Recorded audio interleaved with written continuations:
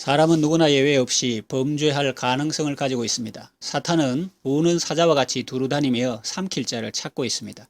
기회를 엿보고 있죠. 아무리 신실하고 충성스러운 성도라 할지라도 순간적으로 넘어갈 수 있습니다. 성경에 기록된 신앙 열조들의 생애를 보면 그들에게도 한두 번의 범죄 사실이 있음을 발견하게 됩니다. 이것은 인간의 연약성을 잘 보여주는 것입니다. 오늘 본문의 다윗도 예외가 아닙니다. 정치적으로 군사적으로 승리하고 나아가 영적인 면에서까지 승리를 구가한 다윗도 결국 범죄했습니다. 이웃의 아내를 탐내다가 간음하고 살인까지 하게 되었습니다. 그토록 신실했던 사람이 왜 범죄했을까요? 다윗이 범죄할 수밖에 없었던 이유가 무엇일까요? 첫째로 교만해졌기 때문입니다. 다윗은 모든 정복전쟁에서 승리했습니다. 그 누구도 다윗 왕국을 넘보지 못했습니다. 20여 년의 영화가 계속되었고 그의 명성은 높아만 갔습니다. 다윗은 매사에 자신만만해졌고 그의 심중에 교만이 은근히 자리 잡게 되었습니다. 그는 부하들만 전쟁터에 보내고 자신은 한가로이 낮잠을 즐겼습니다. 이럴 때 그는 죄를 범하게 되었던 것입니다. 잠언 16장 18절에 교만은 패망의 선봉이요 거만한 마음은 넘어짐의 앞잡이라고 했습니다. 우시야 왕도 교만하다가 망했고 하만도 교만하다가 망했습니다. 헤롯도 교만하다가 죽었습니다. 사람이 하나님을 무시하고 교만해질 때 범죄할 수밖에 없는 것입니다. 동물의 왕국을 보면 맹수들이 약한 짐승을 공격합니다. 먹이가 없거나 몹시 굶주릴 때는 크고 강한 짐승이라도 공격합니다. 코끼리나 기린도 공격하죠. 그때는 주로 어미와 떨어져 있는 새끼를 공격합니다. 사탄은 맹수와 같고 우리는 연약한 짐승과 같습니다. 성도는 교만하면 하나님과 멀어지게 됩니다. 우리가 하나님과 멀어지면 사탄의 밥이 됩니다. 범죄하게 되고 비참하게 되고 망하게 되는 것입니다. 하나님은 교만한 자는 대적하시고 겸손한 자에게 은혜를 베푸십니다. 겸손은 하나님 앞에서 자신을 아는 것입니다.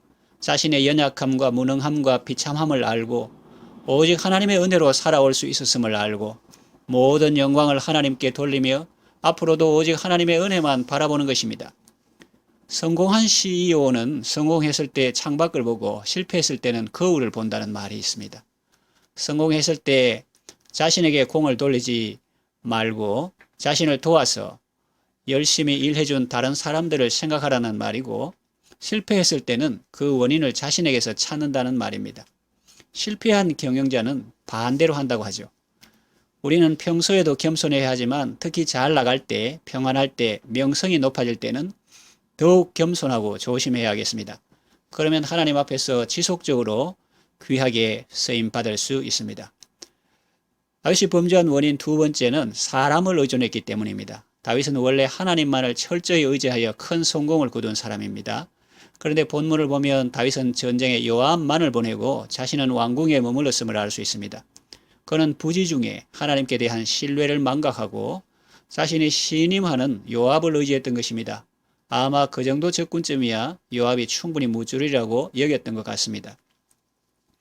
물론 군주는 전쟁의 상황이나 적군의 강약에 따라 파견 군대의 규모를 조정하거나 부대를 효율적으로 배치할 수 있을 것입니다.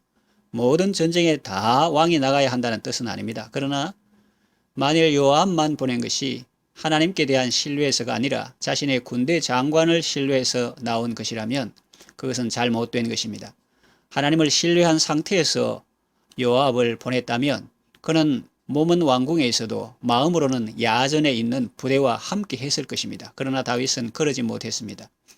한마디로 그는 전쟁의 성패가 여호와께 있음을 망각한 것입니다. 예레미야 17장 5절 무릇 사람을 믿으며 혈육으로 그 권력을 삼고 마음이 여호와에게서 떠난 그 사람은 저주를 받을 것이라고 했습니다. 그렇습니다. 우리가 인간을 의지하여 세운 모든 계획은 진정 물먹은 휴지 조각에 불과합니다. 오히려 그 의존을 틈타 마귀의 유혹이 시작되며 결국 범죄하게 될 뿐입니다. 사람은 사랑의 대상이지 의지의 대상은 아닙니다. 다른 사람을 의지하지 말고 그들을 위해서 기도해 주십시오. 자신에 대해서도 너무 기대하거나 장담하지 마시고 오직 주께서 긍휼히 여겨주시기를 기도하십시오.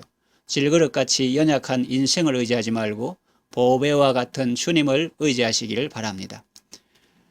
다윗이 범죄한 원인 세 번째는 나태해졌기 때문입니다. 본문 전후에 기록된 다윗의 현재 상태는 매우 편안한 상태입니다.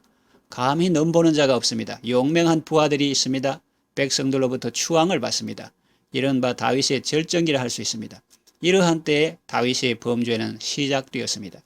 그는 편안할 때 영적으로 더욱 깨어 하나님의 뜻이 어디 있는지를 살핀 것이 아니라 편안함에 도취되어 나태해졌던 것입니다.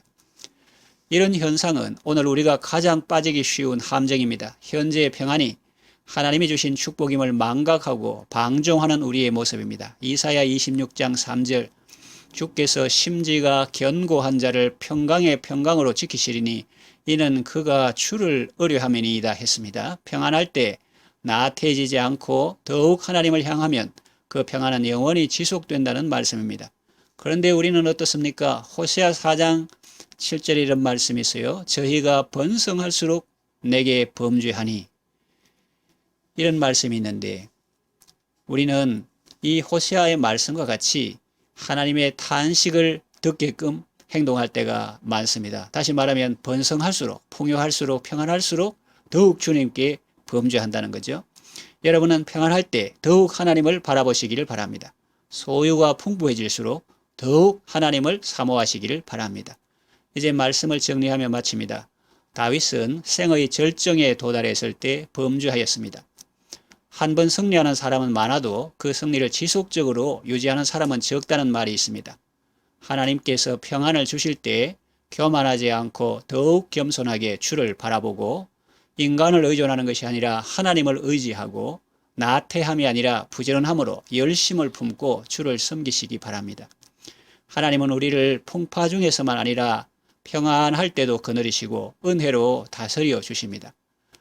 평안할 때 교만과 방종과 나태로 범죄하는 것이 아니라 겸손과 주를 의지함과 주를 더욱 사랑함으로 영적 전쟁에서 승리하시고 지속적으로 귀하게 쓰임받는 여러분 되시기를 바랍니다.